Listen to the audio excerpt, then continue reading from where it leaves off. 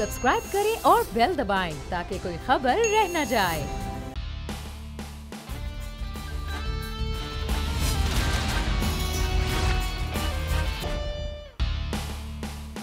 अस्सलामुअलैकुम। Special report with Mudassar Iqbal के साथ हाजिर खिदमत है। नाज़रीन, गुज़श्ता रोज़ पार्लियामान में खासी गर्मा गर्मी हंगामा खेजी रही क्योंकि मामला FATF के कुछ कवानीन से मुताल्लिक था। 2 कवानीन में अपोजिशन साथ थी, लेकिन एक मामला ऐसा था जिस पर FATF के तीसरे कानून में इंसदाद दहशत गर्दी के बिल में, जहाँ पर एंटी मनी लॉन्ड्रिंग का मामला था, हुकूमत और अपोजिशन खासी क्लोज रही है अपने वोट के हिसाब से। उसके बाद अपोजिशन ने वॉकआउट किया और नेशनल असम्बली और सेनेट जिसका जो मुश्तरका इजलास था उसमें मुतफ़िका तौर पर उन बिल की मंजूरी हो गई। लेकिन ये बिल मंजूर हो गया, सवाल यहाँ पर यह पैदा होता है कि अपोजिशन के अरकान अक्सरियत में होने के बावजूद कहाँ थे। सवाल ये पैदा होता है कि अब 20 सितंबर को होने वाली APC क्या रुख इख्तियार करेगी, कि क्या अपोजिशन खुद मुनकसिम है या अपोजिशन के अपने अरकान मुनकसिम हैं अपनी अपोजिशन की सियासत के तर्ज पर। मामला यह है कि क्या हुकूमत किसी भी तरह से किसी भी महाज पर अपोजिशन से शिकस्त खा रही है, तो ऐसा जवाब है कि बिल्कुल नहीं। आपको मालूम है, चेयरमैन सेनेट से लेकर उसके बाद बजट पास करवाने तक और कल के बिल पास करवाने तक तमाम तर मामला जो पार्लियामान के अंदर हैं उसमें हुकूमत फतह याब नजर आ रही है। क्या वजह है कि अपोजिशन पर इस वक्त कोई दबाव है, और अगर दबाव है तो उस दबाव में आकर उनके अपने अरकान गायब होते हैं और कभी वोट नहीं देते। आज हम बात करेंगे, हमारे साथ सीनियर सियान और साबिक वजीर आला बलूचिस्तान नवाब गौस बख्श बारज़ोई साहब मौजूद हैं। गौस बख्श साहब, बहुत शुक्रिया सर आपके वक्त का, आपने हमें वक्त दिया। नज़ीर लगारी साहब इस वक्त हमारे साथ मौजूद हैं, सीनियर सहाफ़ी, तजज़ियाकार और एडिटर इन चीफ बोल। लगारी साहब, आपका बहुत शुक्रिया। राना अरशद साहब, पाकिस्तान मुस्लिमीन नून के रहनुमा, हमारे साथ मौजूद है। राना साहब, आपका भी बहुत शुक्रिया। शौकत यूसुफजई साहब भी हमें ज्वाइन करेंगे कुछ देर में, पाकिस्तान तहरीक इंसाफ के रहनुमा। बहुत शुक्रिया शौकत यूसुफजई साहब का भी हम अदा करेंगे जब वो हमारे साथ होंगे। सबसे पहले बारज़ोई साहब आपसे आगाज़ कर लेते हैं। सर, आप सूबे के वज़ीर आला रह चुके हैं, एक इस दश्त की स्याही में एक उम्र गुजर गई है सियासत में। ये मामला जब पार्लियामान में अब आया तो उसके बाद वोटिंग होती है, वोटिंग के बाद हुकूमत या अपोजिशन रिजेक्ट भी कर देती है, मंजूर भी हो जाता है। लेकिन असल सवाल ये होता है कि पूरी तरह से तुंदई में पूरा एक प्लान होता है। अपोजिशन अपना प्लान कर रही थी, हुकूमत अपना प्लान कर रही थी। हुकूमत अपने प्लान में कामयाब हो गई और एक बड़ी तादाद में मेंबरान पार्लियामेंट, चाहे वो सेनेटर्स हों या मेंबर नेशनल असम्बली हो, वो साथ ही नहीं रहे अपोजिशन के। तो आपको लग रहा है कि अपोजिशन खुद भी कंफ्यूज है कि उसे क्या करना है, या मामला कुछ और है? आपकी बड़ी मेहरबानी जी, आपने मुझे अपने यहाँ बुलाया जी, आई एम ऑनर्ड। सीधी सी बात है जनाब, आप देख लीजिए कि अपोजिशन ने कुछ काम करना होता है और हुकूमत ने कुछ और काम करना होता है। और एक चीज़ ऐसी होती है जो मुल्क के लिए मफाद में जब होती तो उसमें पॉलिटिशियंस जो है मिल बैठ के एक मामले को, एक माहौल को, एक उस जगह को जहाँ पे उन्होंने बैठना होता है उसको ठीक करना होता है। FATF के मामले को छोड़ के बाकी और जितने मसाइल रहे हैं, हमने टाइम एंड अगेन जितनी अपोजिशंस देखी, जितनी गवर्नमेंट्स देखी, हमारा इंतशार जो है वो हमको सामने नज़र आता है जी। आप यकीन कीजिए कि मैं हैरान होता हूँ कि लोग क्यों अपने मफादात की खातिर जो है ना इस हद तक जाते हैं जी। ये एक ऐसा इशू था जो हमको दुनिया में आगे भी ले जा सकता है और पीछे भी ले जा सकता है। आज की अबू दोबारा हुकूमत में भी आ सकती है, आज की हुकूमत जो है वो कल अपोजिशन में हो या ना हो, दूसरी बात। लेकिन ये कि मामला क्या था, दरपेश मसला ये था कि हमने FATF से क्लियर होना है, हमने ब्लैक नहीं होना, हमने ग्रे नहीं होना। हम कम अज़ कम वाइटर साइड पे आ जाते तो कम अज़ कम हमारा अक़वाम आलम में एक नाम भी होता और हमारा वो कोई सिलसिला नज़र भी आता। लेकिन अब अपोजिशन का काम जो होता है वो गवर्नमेंट की अपोजिशन करना ज़रूरी होता है, लेकिन हर बात पे मुखालफत तो नहीं होती जी। और फिर उसके बाद आप देख लीजिए मामला किस हद तक निकल गए हैं आगे। अपोजिशन का इंतशार आपने ख़ुद देख लिया, चेयरमैन सेनेट, कुछ और सिलसिले जिसमें भी है, उन्होंने बाजवा साहब की उसके लिए भी जो असम्बली में उन्होंने पास करवाया, उसमें भी उनका रोल आपने देख लिया। जब आप जाते हैं अपने मफाद को छोड़ के, मुल्की मफाद, अपनी सियासत को छोड़ के पाकिस्तान की सियासत की बात करेंगे, तो इनको सोचना चाहिए था, बैठना चाहिए था। इमरान से किसी की नफ़रत, शहबाज शरीफ, नवाज शरीफ से किसी की नफरत, ये इमैटीरियल चीज़ें हैं जी। सही। लेकिन ये है कि इनको सोचना चाहिए था कि हमारी मुंतशिर सियासत उसका एक परतव है जो हमको नज़र आता रहा है टाइम एंड अगेन के ज़माने से जी। हमारे सियासतदान अब तक मेच्योर नहीं हो रहे, पता नहीं क्यों जी। उन्होंने हर चीज़ देखी है, सब कुछ किया है उन्होंने, लेकिन ये कि किसी अच्छे पॉइंट पे एक साथ अगर मिल के बैठेंगे बात करेंगे तो ठीक है, वरना फिर ये है कि हमारा अगर कौमी मफाद के लिए अगर कानून साजी है तो यकीनी तौर पर सबको इकट्ठा होना, और बाकी मामलात में इकट्ठे भी हुए। कुछ तरामीम थी जिनको रद्द और मंजूर दोनों जानिब से हुआ, लेकिन ये एक कानून था जिस पर तहफ़्फ़ुज़ात थे। राना अरशद साहब से बात करते हैं, फिर लगारी साहब से तज्जिया लेते हैं। राना अरशद साहब, मुल्की मफाद का मामला है और आपकी जमात और दीगर अपोजिशन जमातें इस मामले पे साथ क्यों नहीं दे रही थी? हुकूमत कह रही है कि हमें निकलना है उस सारे अमल से जो इस वक्त हम ग्रे लिस्ट और ब्लैक लिस्ट के दरमियान आकर खड़े हुए हैं, और आपकी जमात साथ नहीं दे रही थी हुकूमत का, क्यों?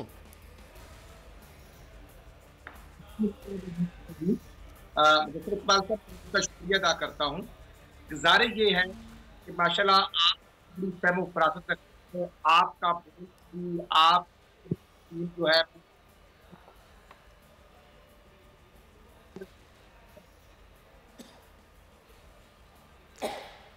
राना अरशद सबसे हम दोबारा से रब्ता करते हैं, उनकी आवाज़ कुछ डिस्टॉर्शन आ रही। लगारी साहब, सवाल ये है कि एक तो मामला कानून का है, मैं एक तो चाहूँगा कि ये मुल्की मफादात के हवाले से कानून है, उन पर तहफ़्फ़ुज़ात अपोजिशन के थे, इसको भी इस्तेमाल किया जा सकता है अपोजिशन के ख़िलाफ़, जैसे नैब कवानीन के मामला हैं। लेकिन दूसरा मामला बड़ा पेचीदा है और वो है FATF का, कि FATF से निकलना और ग्रे लिस्ट से, ये भी पाकिस्तान के लिए इस वक्त बड़ा ज़रूरी है। दूसरा अपोजिशन के, जब मैंने इब्तदाइये में बात की है, अपोजिशन खुद से ही तकसीम अभी तक हो पा रही है। ये एक टेस्ट केस था, उस टेस्ट केस में बहुत से मेंबरान जो हैं वो, उनका गायब होना सवालिया निशान नहीं बन रहा अपोजिशन पर भी?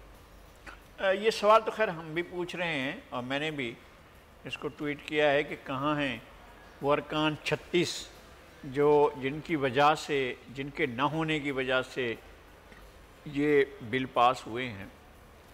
अपोजिशन के वो अरकान इस तरह से गायब हुए थे जैसे सेनेट के जो चैलेंज किया गया था, जो अदम एतमाद लाया गया था चेयरमैन सेनेट के ख़िलाफ़, उस वक्त मालूम हुआ था कि कुछ 14 के करीब सेनेटर जो हैं उन्होंने फ्लोर क्रॉस किया है। तो अगर ये सूरत हाल है अपोजिशन की कि वो दो जानू होकर और अपना सबमिट करके और हुकूमत के दबाव की ताब न लाते हुए अगर वो सरेंडर कर रही है तो ख़तरनाक बात है। ये क्या पेश नज़र था कि वो कौमी मफाद को देख रहे हैं या इस कानून का? सर ये भी तो हो सकता है कि वो अपनी दानिस्त में इस कानून को बेहतर समझ रहे हों, इसलिए वो सारे गैर हाजिर हो गए हों। नहीं, मैं और अर्ज़ कर रहा हूँ, मेरा अर्ज़ करने का मतलब ये है कि कौन डिटरमाइन करेगा कि जनाब आपको यही कानून इसी तरह से मंजूर करना था और इसके बगैर आपके पास कोई चारा कार नहीं था। सही, आपने FATF की जो डिमांड्स हैं उनको मीट करना है। आपने बताना है कि हम इस सिलसिले में लेजिस्लेशन कर रहे हैं। अगर उस लेजिस्लेशन के साथ साथ अपोजिशन को या हाँ में हाँ न मिलाने वालों को भी साथ में रगड़ा देने का मंसूबा हो तो फिर उसका क्या होगा? अब तक भी हमारे यहाँ जो तरीक़ाकार अख्तियार किया गया है, जो वन वे ट्रैफिक चलाया गया है एहतसाब के अमल में, तो क्या इस अमल में भी वो वन वे ट्रैफिक नहीं चलाया जाएगा? सही। मुझे इस बात की हैरत होती है कि कायद आज़म मोहम्मद अली जिन्नाह के मुल्क में और उनके बनाए हुए मुल्क के अंदर हमारे मुल्क की पार्लियामेंटेरियन स्पेशल लॉज बनाते हैं। उन्हें याद नहीं है कि जब जलियांवाला बाग के बाद स्पेशल ट्राइब्यूनल बनाने के लिए, स्पेशल कोर्ट्स बनाने के लिए जब लेजिस्लेटिव असम्बली में कानून बनाने की बात की गई थी तो कायद आज़म मोहम्मद अली जिन्नाह ने मुखालफत की थी। तो इस पर जो चीफ सेक्रेटरी था उसने खड़े होकर कहा था, मिस्टर जिन्नाह अगर आप उसकी जगह पर होते जो दहशत का निशाना बनते हैं तो आप क्या करते? तो उन्होंने कहा जिसको आप दहशत करते हैं मैं उसको दहशत नहीं मानता, नंबर 1। और नंबर 2, अगर उस पोजीशन में मैं होता तो मैं इस ऐवान को छोड़ देता, और मैं इस ऐवान को छोड़ रहा हूँ और मैं इस ऐवान से जा रहा हूँ और मैं रिज़ाइन कर रहा हूँ इस ऐवान का हिस्सा बनने से जो ऐवान स्पेशल कोर्ट्स बनाता है या स्पेशल कवानीन बनाता है। तो कानून वो होते हैं जो सारे मुल्क के लिए यकसान लागू हों। आप स्पेशल कानून इसलिए बनाते हैं कि कुछ लोगों पर लागू नहीं करना चाहते, कुछ लोगों पर लागू करना चाहते हैं, तो वो बहुत लेकिन सर इसमें तो मनी लॉन्ड्रिंग का मामला है कि आपको पता मनी लॉन्ड्रिंग में जो टेरर फाइनेंसिंग के हवाले से FATF के एतराज़ात पाकिस्तान में थे कि किस तरह से ये पैसा आना चाहिए, एक चीज सामने आना चाहिए कि किसने टेरर फाइनेंसिंग की है, किसने पैसा लगाया है टेरर के अंदर, किसने दहशतगर्दी के अंदर पैसा लगाया, एक चीज सामने आना चाहिए, पाकिस्तान के लोगों को मालूम होना चाहिए कौन सी पॉलिटिकल पार्टी है, कौन सा फरीक है, कौन सा शख्स है, कौन सा फर्द है, कौन से अफराद हैं, कौन से लोग हैं, कौन है जो सारे अमल का तो लगारी साहब इस कानून के बाद ये नहीं है कि टेरर फाइनेंसिंग के हवाले से और जिस तरह से मनी लॉन्ड्रिंग के मामलात हैं उसमें बेहतरी हो जाएगी, जो मुजरिम होगा पकड़ा तो उसने जाना है सर, अगर जो मुजरिम नहीं है उस पर। राना अर्शद साहब से बात करें, राना अर्शद साहब आप बात कर रहे थे, बात मुकम्मल कीजिएगा, डिस्ट्रक्शन है। दूसरा मैं आपसे जानना चाहूंगा क्यों मुखालिफत की जा रही है आपकी जमात की जानिब से, क्या कोई खतरा है इस कानून से आपको? जी बिस्मिल्लाहिर्रहमानिर्रहीम। मुदस्सिर इकबाल साहब, मैं आपका शुक्रिया अदा करता हूं और आपके टीवी चैनल पोल को खराज तहसीन पेश करता हूं कि आपने हमेशा कौमी इशू पर बात की। गुजारिश ये है, FATF कौमी इशू है, इसमें कोई दो राय नहीं, और यही बात को समझते हुए हमारे ताज मियां मोहम्मद नवाज साहब ने हमें डायरेक्शन जारी की थी और हमने असेंबली में वोट हमने भी दिए, पार्टी ने भी दिया, लेकिन वोट लेने के बाद हमें ताने दिए गए NRO के। ये हुकूमती मैं समझता हूँ टोला जो है ये कौमी मफाद को टकराने की बात करता है। हमने इनसे बात की कि जो FATF की टर्म एंड कंडीशन है, जो शाद खान अब्बासी साहब ने बात की और हमाद रजा से कि हमें वो कंडीशन बता दे, ये मनी लॉन्ड्रिंग का नाम लेकर आप। अच्छा राना साहब आप कंटिन्यू करते हैं कुछ आम खबरों के साथ। यहाँ पर हमें ब्रेक लेना है, ब्रेक के बाद वापस आएंगे, हमारे मेहमान हमारे साथ मौजूद हैं, आप भी हमारे साथ रहिए।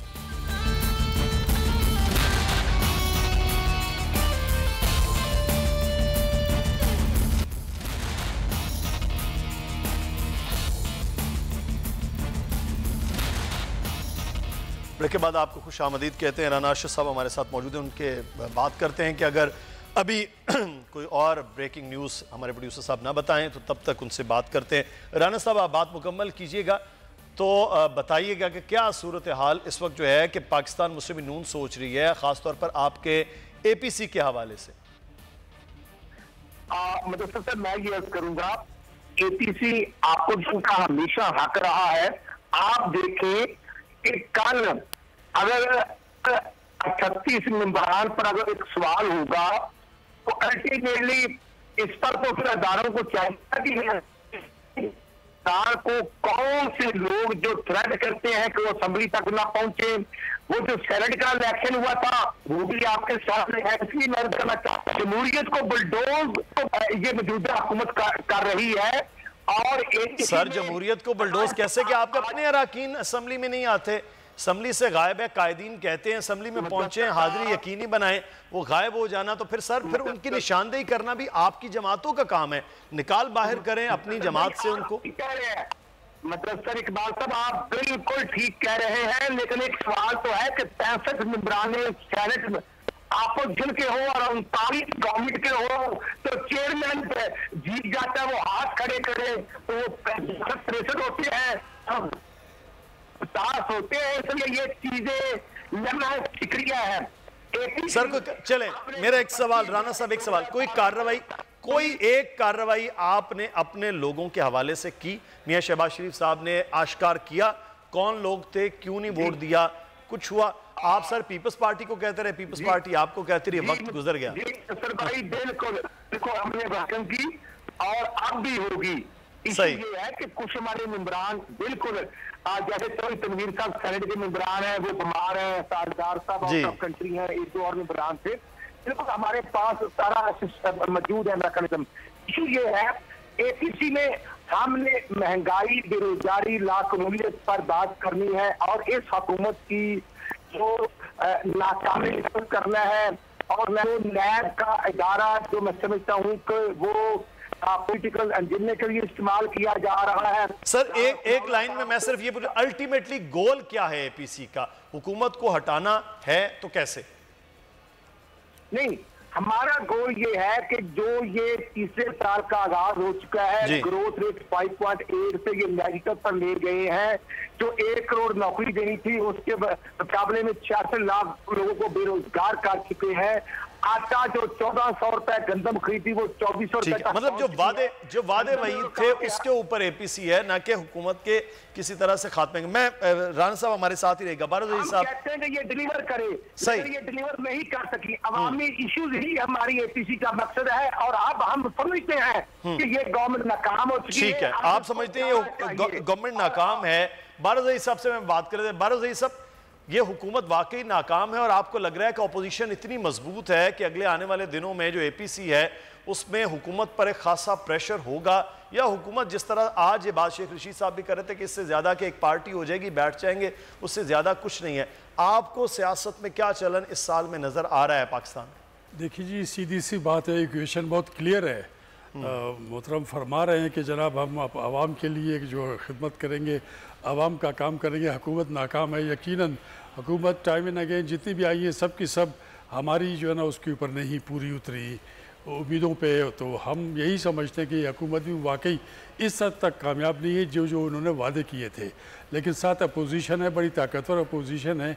इनकी ख्वाहिश ये है कि हुकूमत सही तरीके से चले, और नहीं चलती तो फिर अपोजिशन का ये काम होता है एक किसी भी साफ़ सुथरी डेमोक्रेसी में कि आप उस गवर्नमेंट को आउट करने के लिए डेमोक्रेटिक जो नॉर्म्स हैं, जो तरीके हैं, उस पर जाएँ। आप उनके ख़िलाफ़ अदम एतमाद लाएँ, सीधी साफ़ सुथरी, जिसमें पैसा ना हो, कुछ और ना हो, नज़रियात की बात हो। तो इनके पास पावर्स हैं, ये जाएँ हुकूमत के ख़िलाफ़ उनके बारे में बात करें। कभी तो कुछ करते हैं, कभी कुछ करते हैं। सीधी बात यह है कि अपोजिशन में जितनी पार्टी मौजूद है इस वक्त, मैं समझता हूँ कि उनके दरमियान में कोई नज़रियाती वो नहीं है, हम आहंगी नहीं है, सिर्फ सोच है कि इनको गिराना है। और अगर गिराना है, ठीक है जी, जमहूरियत में मैं जमहूरियत को अमूमन जनाब कहता हूँ मजबूरियत है। अगर मजबूरी है कि ये बंदा कुछ नहीं कर पा रहा तो इसको उतारने के लिए यकीनन एक सीधा रास्ता है जो पार्लियामेंट में है कि आप उसको वोट आउट कर दीजिए। जी हाँ, अदम एतमाद कर दें। तो अगर ये चाहते हैं, मैं समझता हूँ कि इफ़ दे लेकिन बारोज़ई साहब अदम एतमाद की पोजीशन में तो अपोजिशन नहीं है। देखिए जी, मैं समझता हूँ कि इनके पास ठीक ठाक वो है, क्या कहते हैं, नंबर्स हैं अपने, लेकिन वो अब नहीं करते। वो भी कहीं ना कहीं बंधे हुए हैं, पता नहीं क्यों बंधे हुए हैं। इनके अपने वोटर्स नहीं आते, कोई बीमार बताते, कोई कुछ बताते, लेकिन time and again they have showed कि भाई हम जो है ना इस सिस्टम का हिस्सा हैं। They are going with the flow, इंतज़ार कर रहे हैं कि कुछ भी हो। इस दरमियान में आपको पता है कि मुल्क को बहुत ज़्यादा नुकसान हो रहा है, हो चुका है जी। गवर्नमेंट भी जो करना चाहती है उस तरीके से वो काम नहीं कर पा रही। उनकी प्रायोरिटीज़ शुरू दिन में कुछ थी, आज कुछ है, तो वो करेक्ट करते रहते हैं अपने आप को, लेकिन कर नहीं पा रहे। ये भी बदकिस्मती की बात। अपोजिशन ये समझती है कि जो वो हो रहा है, एहतसाब हो रहा है, वो सिर्फ हमारा हो रहा है।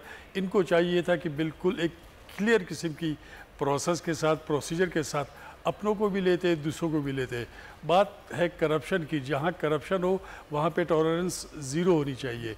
अब यहाँ अगर इनकी बदकिस्मती ये साबित नहीं कर पा रहे कि हमारे एहतसाब जो है ना वो एक ही तरह से है, तो हुकूमत और अपोजिशन दोनों जो हैं वो एक तरीके से जो पॉलिटिकल स्टैंडर्ड्स हैं उस स्टैंडर्ड्स पे नाकाम है जी। मैं इतना जानता हूँ कि अगर कोई तंग है इनसे तो इनको निकाल दे। धरना हुआ इस्लामाबाद में मौलाना फजल रहमान का, ये सारे उनके साथ थे, उसके बावजूद उसका रिज़ल्ट कुछ नहीं निकला।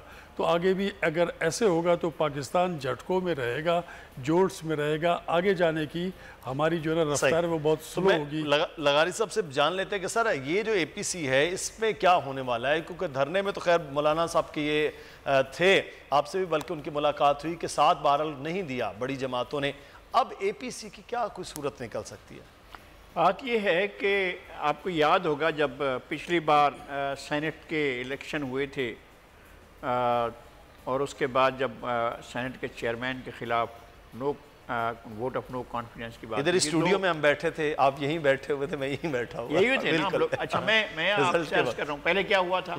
पहले ये हुआ था कि जब सेनेट के वोटों के लिए खैबर पख्तूनख्वा असम्बली से फ्लोर क्रॉसिंग हुई थी और कुछ लोगों ने वोट दिए थे और पार्टी को, तो इमरान खान ने बिला ताखीर अपने 24 अरकान असम्बली को निकाल बाहर किया था। ऐसे हुआ और ये सब लोगों के सामने है।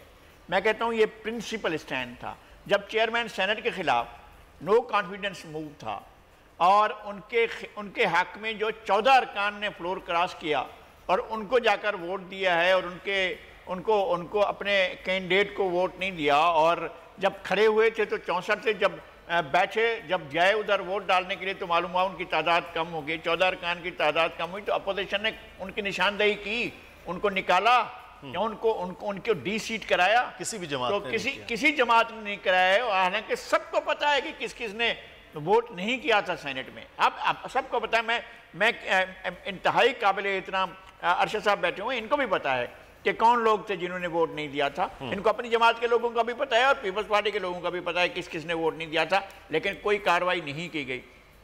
अब कल एक दिन था, मुझे बिल्कुल ख्वाहिश नहीं है कि इमरान खान की हुकूमत ख़त्म हो जाए, बिल्कुल कोई ऐसी ख्वाहिश नहीं है। मैं कहता हूँ कि बेशक अपनी मुद्दत पूरी करें और लोग फिर इसके बाद जज करें कि ये कितने कामयाब रहे कितने नाकाम रहे, लेकिन कल का दिन तो बिल्कुल ऐसा था, अगर वो 36 अरकान मौजूद होते तो कल तो हुकूमत क्रैप्स कर गई थी ना, गिर गई थी हुकूमत, ख़त्म हो जाती कल हुकूमत।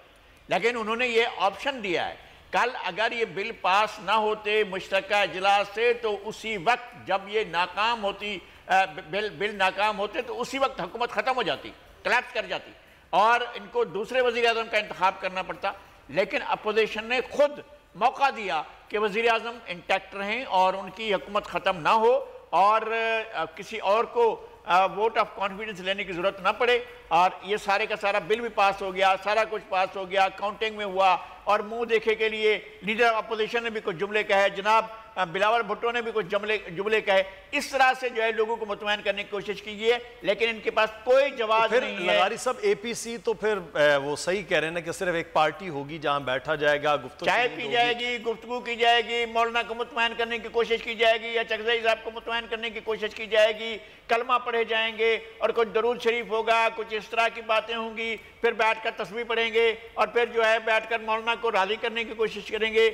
आखिर मौलाना साहब भी तो एक पॉलिटिशियन है ना, उनको भी पार्लियामेंट से बाहर रहने का ज़ाहिर मलाल है, उनके बेटे हैं पार्लियामेंट के अंदर, कौमी असम्बली के मेंबर हैं और बड़े फोरम में मौजूद हैं, लेकिन मौलाना का अपना एक किरदार बनता है जो नहीं है अपोजिशन में, इस वक्त तो वो नहीं है, ना अपोजिशन में है ना ट्रेजरी बेंच में है, तो एक उनका, लेकिन उनको मुतमईन करना कि जनाब आप लोगों ने ये किया क्या, तीसरी मरतबा ऐसा हो रहा है कि आप डिच कर रहे हैं अपोजिशन को और पाकिस्तान के अवाम को डिच कर रहे हैं। यही हुआ था, यानी आपने खुद आगे बढ़कर मियां नवाज शरीफ ने लंदन में ऐलान कर दिया था कि हम जा रहे हैं जनाब आर्मी एक्ट में, जो हमसे कहा जाएगा हम साइन करेंगे। ख्वाजा आसिफ को यहाँ पर ऐलान करना पड़ गया था, पता नहीं वो इस पर राजी भी थे कि नहीं थे, लेकिन उन्होंने ऐलान किया था और ये सूरत हाल थी। उन्होंने जाकर सब ने लाइन में खड़े हो गए और बिस्मिल्लाहिर्रहमानिर्रहीम का फिर रुकू में चले गए, फिर सजदे में चले गए और फिर बैठकर उन्होंने जो है वो वोट किया है जो उनकी पार्टियां नहीं कह रही थी, और उन्होंने डंडे के जोर पर लिया। इमरान खान ने कोई मिन्नत नहीं की, किसी की मिन्नत समाजत नहीं की, कुछ भी नहीं किया, और उन्होंने पता नहीं क्या मौजज़ा हुआ कि अपोजिशन के अपने दिल जो हैं वो नरम पड़ गए। मुल्की मफाद के लिए वो तमाम अच्छा दायरा तय कर लें यार, मुल्की मफाद का भी कोई दायरा तो तय करें ना सर। ये तो दायरा अपना अपना है, जो जिस दायरे में आ सकता है। राना अरशद साहब, पार्लियामान में आप इकट्ठे होके एक प्रेशर बिल्ट नहीं कर पाते हैं हुकूमत पर, तो सर पार्लियामान के बाहर जिसे एपीसी कहते हैं उस पर क्या प्रेशर डेवलप होगा हुकूमत की कारकर्दगी पर? आप दुश्मन तराजी कर लेंगे, इल्ज़ाम कर देंगे, बातें कर लेंगे, सारी चीज़ें हो जाएंगी, उसके बाद क्या है?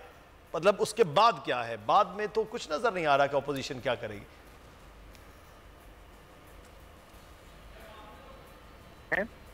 पॉलिटिकल हमें यहाँ पर ब्रेक लेना है, ब्रेक के बाद वापस आते हैं तो फिर मिलते हैं जी, ब्रेक लेना है और उसके बाद वापस आएंगे कि हुकूमत क्या दिन ब दिन मजीद मजबूत होती जा रही है, चाहे वो पार्लियामान का मामला हो, हर किस्म के बिल्स और ऑर्डिनेंस को बिल बनाने का, और अपोजिशन क्यों इतनी कमज़ोर है ताकतवर होने के, अपने वोट्स होने के बावजूद भी। ब्रेक लेते हैं, ब्रेक के बाद वापस आएंगे, मजीद बात होगी।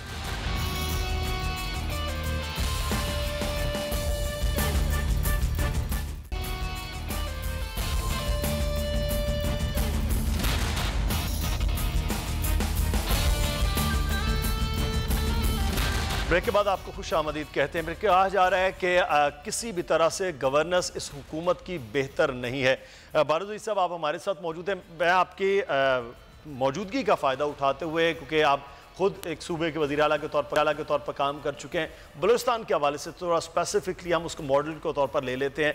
आप समझते हैं इस हुकूमत में आने के नई जमात आई, नए वज़ीर आला आए, हुकूमत हुई, आपके सूबे के अंदर भी कुछ तब्दीली, कुछ बेहतरी, कुछ नयापन नज़र आया है? या जो सियासत के चलन आपके सूबे के साथ पहले रवा रखा गया है अभी भी वैसा ही कुछ है? देखिए जनाब, मैं जो देखता हूँ बलूचिस्तान को, तो बलूचिस्तान तो हम वैसे ही नाम एक ले लेते हैं, वो नई पार्टी नहीं थी, वो पुरानी पार्टी है जी। उसमें जितने भी लोग गए हैं, अगर कुछ नए MPs बन के आ गए अपनी जगह पे, लेकिन बहुत से लोग उसमें हर पार्टी में रहे हैं जी, अपनी मर्जी की पार्टी में टाइमिंग अगेन रोल करते हुए आ रहे हैं, इस पार्टी से निकल के दूसरी से तीसरी में। ऐसा वहाँ पे बलूचिस्तान में बद इंतज़ामी बहुत ज़्यादा है। पॉलिटिकल पार्टीज़ का कोई वो नहीं है, रोल नहीं है। हर आदमी अपनी नंबर्स गेम खेल रहा है, अपने आप को क्या कहें पोटेंट बनाने के लिए, अपने आप को ताकतवर बनाने के लिए। वहाँ पे बलूचिस्तान का मसला बहुत आसान है और बहुत मुश्किल भी है। मुश्किल इसलिए है कि आपने जो काम करना नहीं है तो फिर तो आप ज़ाहिर है आप उसमें ऐड करेंगे और ज़्यादा। तो बलूचिस्तान में इस वक्त भी हुकूमत का एक अपना एक स्टाइल है, और सबसे बड़ी बदकिस्मती जो हमारे पॉलिटिकल सिस्टम में है कि हम मुल्क को, सूबे को, इलाके को तो सामने नहीं रखते। वो जो इलेक्टेड बंदा आ जाता है सारा विजडम उसी में नज़र आता है, बाहर बैठे हुए सारे के सारे बेवकूफ़। और ये जो बैठे हुए उन्होंने अपना मुंतखब नुमाइंदा होने की हैसियत से अपनी मर्ज़ी की बात कर रहे हैं। बलूचिस्तान जहाँ पे खड़ा है वहीं पे खड़ा है जी। एक ट्रेडमिल है, उसके ऊपर हम चल रहे हैं, लाखों मील चल चुके, लेकिन रोड के ऊपर नहीं है। डे 1 से जी 72 में 2 मई को गवर्नमेंट ऑफ बलूचिस्तान वजूद में आई, और आज तक जो गवर्नमेंट्स हैं उनका मोडस ऑपरेंडी तकरीबन एक जैसा ही है। थोड़ा सा जो है ना वो पर्सनल जो कहते हैं उसको बिहेवियर्स हैं, उसकी वजह से कहीं कुछ है। लेकिन ये कि पॉलिटिक्स और एडमिनिस्ट्रेशन को एक स्टैंडर्ड के तौर पे अगर बनाते तो बलूचिस्तान में बहुत कुछ हो सकता था। इतने सालों में बलूचिस्तान अब भी आपको पीछे देखें, सब कहते हैं हम ये पसमानदा है। और मैं आपसे छोटी सी अर्ज़ कर दूं कि हम अपनी पसमानदगी का रोना रोके, ज़ाती पसमानदगी तो ठीक कर लेते हैं, लेकिन आवाम के लिए हमने कुछ भी नहीं किया। सही। तो ये अभी लफ्ज़ इस्तेमाल किया था लगारी साहब, जमहूरियत के साथ मजबूरियत का। बारज़ई साहब ने मामला ये है कि ये मजबूरियत का जो सिस्टम है, जमहूरियत का जो सिस्टम है, इसे कहा जाता है कि ये सबसे एक बेहतर सिस्टम है रियासत को चलाने के लिए। लेकिन रियासतों के चलाने में अब हुकूमत जो है वो अपोजिशन कहती है नाकाम है, हुकूमत अपने बात कर रही है कि वो बहुत बेहतरी की जानिब जा रहे हैं। अब ये दोनों पैरेलल एक सोच चल रही है, उनके अपने सपोर्टरान के ज़रिए वो चीज़ें चल रही हैं। इसका एंडिंग किस नोट पे आ रहा है कि क्या पिछले 5 साल, उससे पिछले 5 साल, अभी के 2 साल मुसलसल जो जमहूरी हुकूमतों का बात की जा रही है, उसकी एंडिंग कहाँ पर है? फिर इसी तरह से एक हुकूमत के मुखालिफ चले जाएँ, APC से लेकर धरने और धरनों से लेकर रैलियाँ और मार्च, और उसके बाद दूसरी हुकूमत, इसकी एंडिंग में क्या है? देखिए, किसी चीज़ का एंड नहीं होता है। सियासत में भी, जमहूरियत में भी, किसी भी अमल में कोई चीज़ हरफ आखिर नहीं होती है। ये सारी चीज़ें एक वक्त के साथ साथ चल रही होती हैं। इस वक्त लोग इसको मैं सोशल मीडिया पर देखता हूँ, बड़ी हैरानी से देखता हूँ कि जनाब खामोश मार्शल लॉ पाकिस्तान की तारीख का जो है वो सबसे ज़्यादा मजबूत मार्शल लॉ, और इस तरह के अल्फाज इस्तेमाल हो रहे हैं इस जमहूरी हुकूमत के लिए। तो ये जमहूरी हुकूमत के ख़ुद अपने सोचने की बात है कि वो किस हद तक जमहूरी है, किस हद तक जमहूरी नहीं है, और किस तरह हद तक वो खोटों पर खड़ी है, किस हद तक खोटों पर नहीं खड़ी है, किस हद तक बैसाखियाँ उसके पास हैं, किस हद तक बैसाखियाँ उसके पास नहीं। ये खुद हुकूमत के अपने सोचने का मसला है। आखिर इसने दोबारा जाना है अवाम के पास, और अवाम भी देख रहे हैं कि हर बार वो फैसला कुछ करते हैं और उसका नतीजा कुछ निकलता है। ये भी लोगों के सामने अल्टीमेटली ये होता है कि अवाम के अंदर एक गुस्सा, नाराज़गी, इश्तियाल फैल जाता है, मायूसी भी फैल जाती है। सारी चीज़ें मिलकर किसी नए किस्म के दरवाजे खोलने का रास्ता बनते हैं। गुंबदे बेदर में कोई नया रोज़न खुलता है और लोग खुद अपनी आवाज़ों से, अपनी चीखों से कोई नए दरवाजे, नई खिड़कियां तलाश करते हैं। तो मेरे ख्याल में अब वो ज़माना आ रहा है, बहुत तेज़ी से आ रहा है, जब 60s का ज़माना था। लेकिन एक बात ज़रूर याद रखें, पाकिस्तान की रियासती इस्टेब्लिशमेंट भी और सियासी अशराफिया भी, कि ये 60s का, लेट 60s का ज़माना नहीं है। ये 2020 और 2020s का आगाज़ हो चुका है। ज़माना बहुत आगे जा चुका है। अगर लोगों का वही इश्तियाल, वही नाराज़गी, वही गुस्सा दोबारा सड़कों पर आया तो चीज़ें बहुत मुख्तलिफ होंगी। हम बहुत नुकसान उठा चुके हैं, किसी भी और नुकसान के हम जोग्राफिया का 1 इंच भी लूज करने की और अपने लोगों को जानू और माल का कोई भी नुकसान बर्दाश्त करने की सलाहियत नहीं रखते। ये सारी चीज़ें सोचनी होंगी हुकूमत को, पाकिस्तान की रियासती मुक़्तदरा को और तमाम अशराफिया को। बिल्कुल, और ये सोच कर ही आगे बढ़ना होगा, चाहे वो अपोजिशन हो, हुकूमत हो, पाकिस्तान के रियासती इदारे हों। बहुत शुक्रिया नज़ीर लगारी साहब आपका, बहुत शुक्रिया गौस बख्श बारोज़ई साहब आपका, आपने हमें वक्त दिया। आज के प्रोग्राम से मुदस्सिर इकबाल को इजाज़त दीजिए, कल फिर हाजिर होंगे। अल्लाह हाफ़िज़।